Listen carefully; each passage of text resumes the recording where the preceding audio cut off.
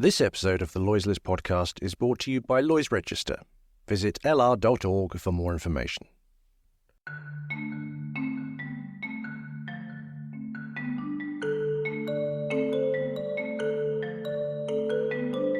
The multi-fuel future of shipping is looking more limited than it was a year ago. We know what the major three molecules are: methane, methanol, and ammonia. But this isn't a question of picking a fuel and supporting it as if it were a sports team to be followed blindly. Shipowners are largely agnostic and very pragmatic when it comes to the options on the table. This is not just about the fuel. It's not just about the availability of the technology or the engines or the regulation or the carbon pricing or the offtake agreements and demand signals or the fact that shipping is in a long queue of other sectors competing for the same supply of molecules. It's about all of these competing dynamics and the fact that owners have to balance decisions that need to be taken now against the uncertain outcomes of all of these factors. And in the midst of all that uncertainty, the pragmatic view of the immediate choices available to shipping appears to be coalescing around LNG, liquefied natural gas. Now, that's still a controversial view in some quarters. Concerns about methane slip, a greenhouse gas that's 82 times more potent than carbon dioxide, is clearly still a concern. But LNG is a fuel in transition rather than a transitional fuel, runs the argument. When you consider bio-LNG and synthetic LNG, the ability to combine LNG with carbon capture, this is a compelling case for the industry to now converge on LNG as the most pragmatic available pathway right now. So, for this edition of the podcast, I've gathered three influential shipping players who focused their efforts on LNG as their next step forward in shipping's ultimate decarbonisation, and I've asked them to give us the pragmatist case for LNG. And these are not bit part players or consultants, by the way. On this week's edition, I have Melissa Williams, the president of Shell Marine, Bud Dar, the executive vice president of Maritime Policy and Government Affairs at MSC Group, and Stelios Choulis, Angelikousis Group Energy Transition and Sustainability Director. Let's start with that basic question. Why LNG? And why is there now this pull towards LNG from so many owners after what looked like an initial enthusiasm for methanol or ammonia as the most likely pathway for shipping? Here's Melissa Williams from Shell to start us off. So why is the market merging towards one or two options? Number one is you need the engine design to start the pathway, but you also need the fuel to support the pathway. And there's a lot of questions the ship owner had. Was it methanol? Was it ammonia? Was it LNG? And as a fuel supplier, we have done our homework and we've done analysis that said the lowest cost fuel option available today is LNG. So for that is why we have narrowed it down, and our strategy is to drive LNG. There is a pathway to decarbonize it with bio-LNG along with synthetic. So that's the fuel supplier, and Shell have been pushing the LNG line now for several years, and we'll get into the nitty-gritty of that shortly. But what about the ship owner choices? Angelikousis Group, obviously a significant tanker player, but also with bulkers and LNG, and MSC, the largest container carrier in the world, both operating in very different markets with very different views and requirements, each came to the same conclusion. Here's Stelios Choulis, first from Angelikousis Group. So let me start by saying that we are fuel agnostic. And what does that mean is that when asking to make investment decisions on new vessels, we start with an open mind, considering all fuel options. And what we're looking for in a fuel is that fits with our near and long-term decarbonization objectives, with flexibility to respond to future developments.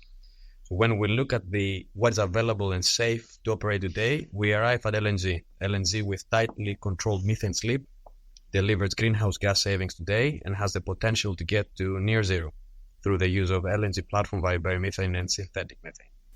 And finally, here's a familiar voice to regular podcast listeners, Bud Dar from MSC. When it comes to MSC, we've also taken a very pragmatic approach to what can we actually do today as opposed to what would we like to do in the future, and how can you maybe merge those two interests by building as much flexibility into our fleet as we can. And I think when you look at the fuel choices, Melissa's exactly right. You've got to shipboard technology readiness level element to it, which in my opinion is by far winning the race right now with all three of the major molecules, methane, methanol, and ammonia. But then the fuel availability and marketability at scale is really going to be the controlling path here. So what do we have today? Today we've got an LNG pathway where we can make a difference today, a modest one, we think between about 8 to 23% on the life cycle, depending on how things fit together on a particular ship. But as Melissa said, there's a decarbonization pathway that's quite realistic, quite legitimate on bio and synthetic production methods of that methane, which will become the LNG of the future. And I don't think any of us that are investing heavily in LNG-fueled ships think fossil LNG is the future. It's the transition, the bridge for right now to get to those other options. So that's not to the exclusion for my company of considering the other molecule options as they become more available at scale. So anybody that's been even vaguely listening to the shipping decarbonisation debate over the last few years will understand the point that they're making there. That essentially this is about pragmatism. It's about making the best possible decision given what's available, not what you would like to be available. So is it time for the industry to focus its efforts on fewer fuel pathways and a more realistic, pragmatic approach to scaling supply and demand? Is the multi-fuel approach diluting shipping's ability to scale fuel supply options? First of all, scaling fuel supply options needs to be done by the fuel suppliers, not by the shipping industry. Fuel suppliers will do so, in my opinion, when they see technically feasible options that can be scaled under economically attractive conditions. Clarity on the IMO's midterm measures, including their economic elements, will be key to enable scale-up of zero, near zero carbon marine fuel options. And where we stand today, the cost gap for zero, near zero carbon fuels is too big. And in the absence of clarity on the global regulatory framework that will help to close this cost gap, we're effectively seeing delays in alternative fuel projects. It is not the multi-fuel approach that is diluting efforts. It is a delay in getting the right regulation and long-term regulatory signal and clarity. And I would add to Stelios' comments that I think that there's a bit of a balancing that has to be done here. Would it be a little easier for the energy providers if everyone was universally agreed that molecule A or molecule B were the choice? Yeah, it probably would. But does that really serve our interests in the long term with regard to what ultimately might be the most effective solution and maybe the most cost-effective solution for the market and decarbonization as well? So I think we're still at a point where, although you're correct, I think the options are narrowing and the choices are reflecting that, that it still is probably necessary to have multiple tracks going so that we have enough optionality to fit the variety of ships that are out there, the variety of not only operating profiles, but economic viability for the remaining lifespan of the ship, but also to make sure that we've got enough volume of decarbonization molecules of various types that are available. Because I would be worried that if our choice for right now were the only one that were available, we might not have enough molecules for everyone. Yeah, and I'll speak for Shell as a fuel supplier. You're exactly right. We need the scale. For shipping uses a lot of fuel. The demand for shipping is huge. And so we need the scale for this to be a pragmatic, affordable solution. And so with LNG, we can utilize the existing infrastructure with the LNG assets. We can get the scale with the bio, following through using those existing assets. But you can also reduce your cost when you do that. And LNG is available today. So it's not like we need to look for the fuel. It's available today at scale, and it reduces emissions today to meet the short-term regulation targets that we are expecting in the market. And when we look at technology readiness, I mean, the history of using LNG as some form of marine fuel goes back maybe 50 years. So we've had a lot more experience with it in the marine space, a lot more time to learn through trial and error. And as we have made methane slip, for example, a priority for the engine OEMs, they've now had the opportunity to answer that call and tremendously improve the profile we're seeing from systems we're having delivered today compared to maybe even just 5 or 6 years ago. LNG is the cleanest fossil fuel. It emits significantly less particulates and nitrogen oxide, much less CO2 than oil, and zero sulfur dioxide. But as Bud alludes to there is the issue of methane slip, the release of unburned methane into the atmosphere when methane is stored, transported, or used. And that's a problem. It's a problem because methane is a greenhouse gas that's 80 times worse than carbon dioxide in the short term. And so it's a key question when it comes to LNG, and not just in terms of the efficiency of the engines and the operation of those engines, but across the whole supply chain. But let's start with the engines, and here's Bud's view. Well, I think there's two important elements to that, and I've spoken about this publicly many times, and one is what happens from tank to wake. The ship owner and the OEMs they work with have a lot more control over that. And then the other is on the upstream side, what happens from the well to the tank. They're both equally very important. And in that space, because of our involvement in the MAMI and Green Ray projects directly, we have learned that through a proper scientific standardized protocol, when you actually measure today's engines, the modern engines, we, for example, are getting numbers even on a 4-stroke medium speed low pressure engine, which are the most problematic ones, values that are about half of the default values in Fuel EU, with improvements still occurring all the time on both the operational and design side. On the high pressure 2-stroke engines, we're seeing very favorable results where methane slip is almost to the point right now where it's negligible and still continuing to improve there. But there's not much of a problem left on the 2-stroke high pressure engines, the large ones. Yeah, I'll talk about Shell and what we're doing and working with our partners throughout the entire value chain. We work with universities, we're working on technologies, which you touched upon, Stelios, but we're at the forefront of those efforts here at Shell to reduce the methane emissions. For Shell, our methane emissions intensity in 2023 average 0.05% across our facilities, which is well below the OGCI target of 0.2%. To reduce the methane slip on Shell Water is actively working with OEMs. So you talked about the Daphne project. We have the Green Ray methane abatement catalyst, which we've seen reduce more than 90% of the methane abatement during laboratory testing. So Richard, we've done a lot to improve methane, I think is the question you were asking. What are we doing? So I think we talked about the supply chain in this conversation. And Melissa's point about the upstream and the supply chain is extremely important because for the longer term bio and synthetic pathway for the methane molecule to be a successful solution set, that problem's still essentially the same on the upstream. So the work you're doing now that's mostly focused on fossil is equally applicable for the future for the methane molecule, which is the bio and synthetic future. The maritime industry is facing a pivotal challenge: decarbonising the existing fleet. To address this, Lloyd's Register has been evaluating what this means for shipping stakeholders.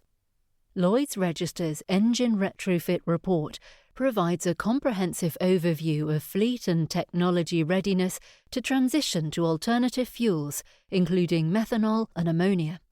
This report considers the primary regulatory drivers, shipyard retrofit capacity and capability, as well as the importance of human factors and training. You can download the report at www.lr.org/ERR.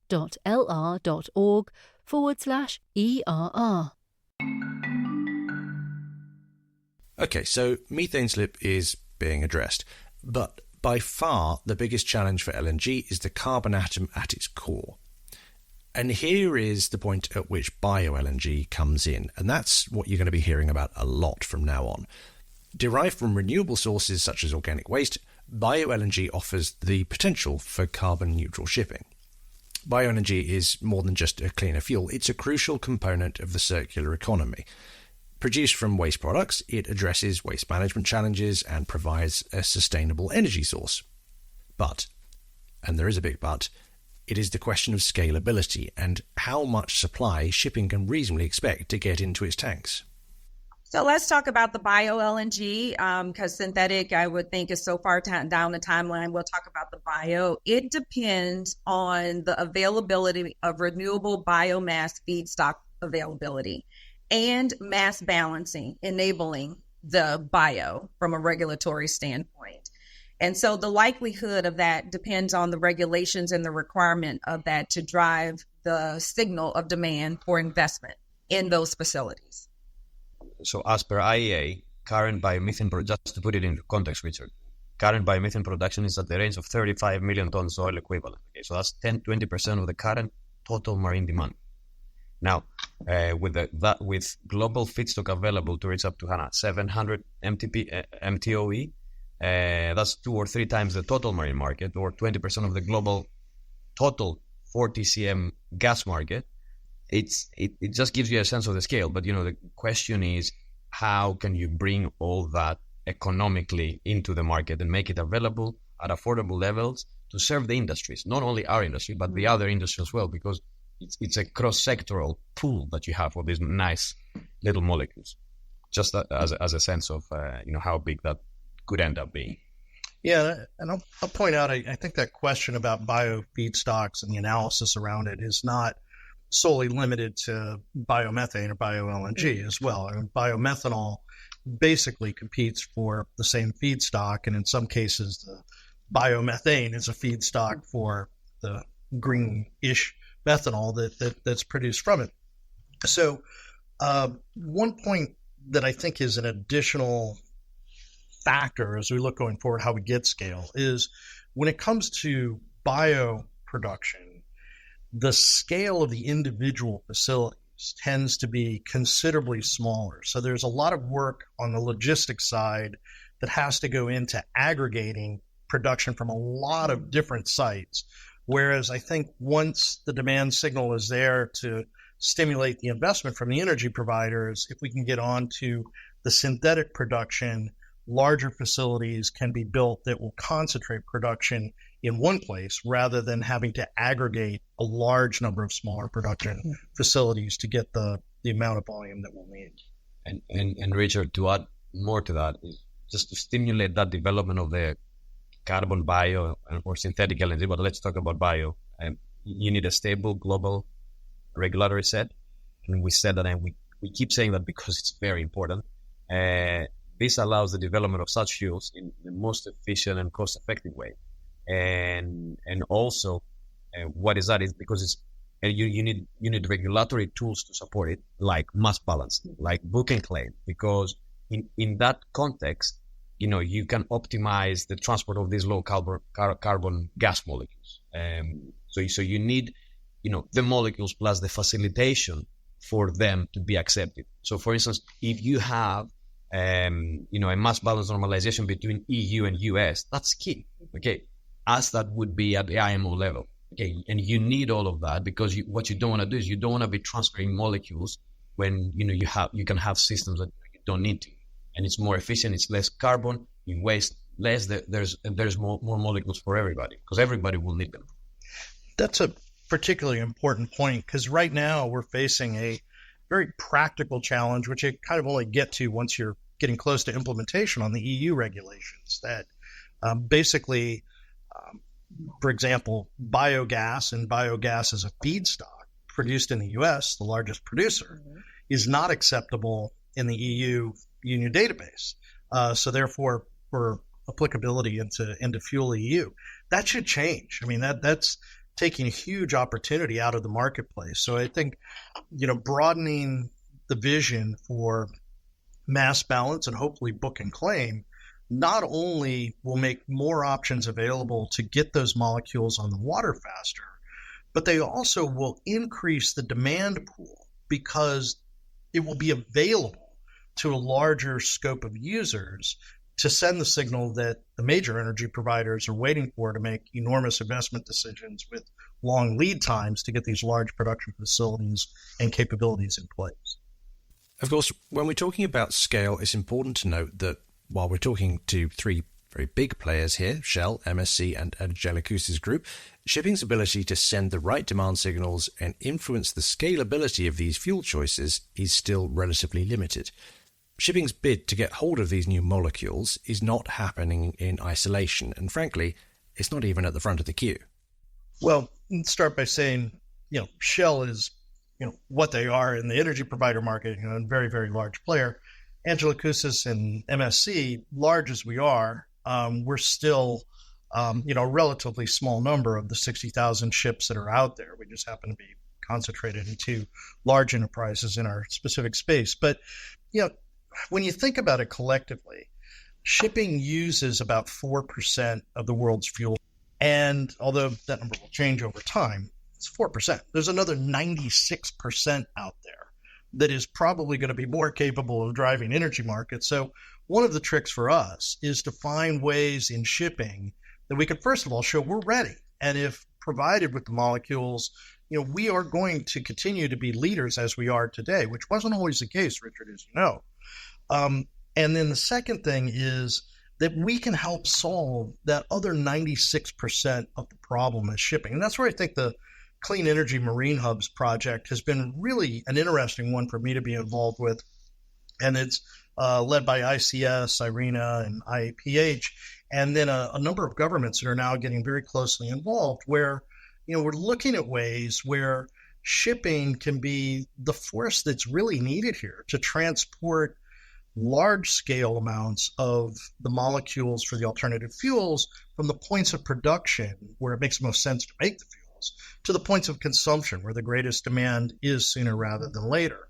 And shipping is going to hold the key for much of that. It can't all be done by pipeline. It can't all be consumed locally. And as we've started to have those discussions with energy ministers, rather than the transport ministers, which is our more normal ecosystem in the marine business, we've gotten a very, very receptive response because they realize we not only can be an example and actually meet our own decarbonization goals and those of our customers, but we can really be a force for good to help deliver decarbonization for the rest of society because of this enormous logistics and supply chain problem that's got to be solved because the best points of production are not necessarily going to coincide or coexist right next to the best points of consumption. What is fascinating to me when I step out and I kind of observe it as I think of MSC as a very successful, very large container cruise operator. We have tankers, bulkers, LNG carriers, completely different segments, completely different models within these segments. And yet, from a shipping standpoint, we come to the same conclusion, which is for LNG, it's pretty good where we're sitting right now. So that is a very strong signal to me because when I reverted back to, what we can do in the future, but what we can also do now is a lot. I mean, LNG, on its gray form, can do 20-25% good, depending on how you take the well to tank. There is other sectors and other industries that, if you have a 10% improvement from fossil, you actually can get to certify what your emissions are. So look, to accelerate that and for us to invest, and, actually it's surprisingly nice to see us investing despite not seeing clear regulatory signals. Okay, we would like to see more of that, but I think people will come to the conclusion when the regulation clears out globally. But actually, we do need to bend the curve now, and I think you can do it with LNG now, and you can do it with LNG in the midterm, and hopefully in the long run. But it is fascinating to see so vastly different companies with vastly different segments coming to the same conclusion. I think Stelios makes an excellent point. And as we've gotten to know each other better as these two companies, which are in completely different portions of shipping, really, we overlap barely at all. There are some commonalities, though. And one of them is we don't feel the same sort of external pressure from institutional shareholders that some of the publicly traded companies do. And we are able maybe to more quietly just think about the long term for the family enterprises that we both work for and help them make what's the best decisions without really having to explain everything we're doing in the communication space, which does, I think, maybe lend itself more to coming to similar conclusions when you don't have those additional pressures. So on that note, as the publicly traded company sitting on this call, we are in a totally, as a supplier, the beautiful thing about this is it will take the ecosystem. You can't really solve this problem alone. And going back to your question, Richard, regarding how do you get the scale? You get the scale by understanding and respecting that we're going to need the ecosystem to start. We need the ship engines, the OEMs to do their parts. And then basis that feedback, that's where the suppliers are going to do their homework. And doing our homework, looking at the potential scale, LNG is also used for utilities, et cetera. So shipping is not going to be the only sector funding the increase of the construction. And when you add that together, utilizing the life of the asset, you reduce the cost for that asset over time. And coming together with the ecosystem of those who are leaders in their segment, who are first movers in their segment towards decarbonization, it helps validate what you're seeing individually to say, okay, this is the right direction for us to move. And so with that, that's where I think we can get the scale. That's where the pragmatism comes in. And that's what we've learned up to this point. That word pragmatism has been mentioned more than once so far, and that's because that's what LNG represents, an available pathway towards decarbonisation while all the other uncertainties around us slowly get resolved. This edition is going out just before the next intersessional meeting at the IMO, where we hope we start to see some clarity over what happens next in terms of regulation. But we're in an ultra-marathon here, not a sprint, and there are not going to be any silver bullet answers. Whatever comes out of the next meeting, or even next year's MEPC. This conversation about LNG is about pragmatism, and it is reflective of an industry that is actually getting down to the nitty-gritty and realising that this is going to take some time. We are fuel agnostic. We are open to using other fuels, but as of today, LNG has a clear role in our near and longer-term decarbonization plan as seen in our investment in dual fuels. LNG is available. It works today, and it holds a promise for tomorrow through bio-LNG and synthetic LNG. So as discussed, we need a sound regulation to realize the full potential of LNG as a contributor to the decarbonization of the shipping industry. So from MSC's perspective, we've invested very heavily in dual fuel LNG. We have about 20 ships on the water today that are operating on LNG and capable of doing so. We have about 100 more on order, and we've got 7 more modern cruise ships, as well as 2 that are in service today, operating on LNG. So for what we can do today, we've made the choice we can make, and we have a longer-term pathway, very similar to what Angela Koussis has described and Melissa's alluded to, because you got to move off fossil when you can, and the energy providers can give us the molecules we need to do that and move on to bio and synthetic. But we also are very much keeping an eye out on the future, because what looks like the best solution in 2030 may not be the best solution for any particular ship or company in 2037 and 2044 and 2050. But I'm very optimistic. And one reason I'm very optimistic is that I see such a sea change in the attitude of ship owners over the last few years and really moving towards how do we get this done? And as we've asked those hard questions, how do we get this done? You run into some of those pragmatic challenges that people misunderstand sometimes as negativity. It's really not. It's just the natural evolution and an indication that you've actually gone beyond pure rhetoric, and you're actually making not only investment decisions, but operationalizing those. And it's at that point sometimes that the real obstacles emerge, and then you can begin to tackle those problems. Governments have got to do their part. We need their help to get the molecules in the market of these alternative fuels, whether your choice is methane, methanol, ammonia, or magic beans, something else. We need them in the market at scale and need them to be marketable. And I'm very optimistic about what could happen at IMO, because we've now seen Norway, China, and Brazil come together with others around a very serious proposal for how to create a regime that will work, that in the end, needs to have both a fuel standard and a carbon pricing economic element together with it to accompany it and provide enough flexibility, but be ambitious enough to really help us get where we need to get to, and do so on a level playing field and in a way that helps us close the price gap for those that are willing to be early adopters, so that we can get the energy providers to get the signal they need to deliver us more and more, not just for shipping, but for society as a whole. And I really believe we're going to continue to be at the forefront. Governments will help us along, especially. To build on that, for Shell, we are a fuel supplier. We did a lot of homework. We've looked at methanol. We've looked at ammonia. We've looked at LNG. And basis safety, basis availability, basis scalability, and cost. LNG is the most affordable. It's available today. And because it's the most affordable, it's available today, we're scaling it. So that is where we plan to commit to our customers. However, we are monitoring where the market, to Bud's point, where does ammonia go? Where does methanol go? But what are we doing? We are scaling LNG. We're investing in bio LNG, and we're moving forward on that pathway. What do we need? We're progressing methane emissions reductions. That is a focus area for us as we continue to scale the LNG, bio LNG.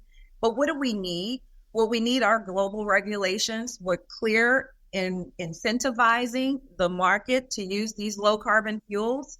We need to develop the existing infrastructure to bring the scale more efficiently and more effectively. We need the mass balance to scale up the bio LNG. But it's a partnership, and it's something that we need to all move towards the same direction. Well, that's where we're going to leave it for this week. But this is a theme that I'm going to be looking at over a series of podcasts coming up, where we consider the regulatory, technological, and financial decisions ahead of us. Next week, we're going to be reflecting on some of the big themes keeping the maritime insurance sector awake at night off the back of this week's IUMI meeting. And then we'll be back with some wider thoughts on the decarbonisation ultramarathon we're all currently running. But for now, my thanks to Melissa, Bud and Stelios for taking the time to get together for what was a very insightful discussion this week. Thank you to Lloyd's Register for sponsoring this edition. And as ever, thank you for listening. Have a good week, everyone. Stay safe out there.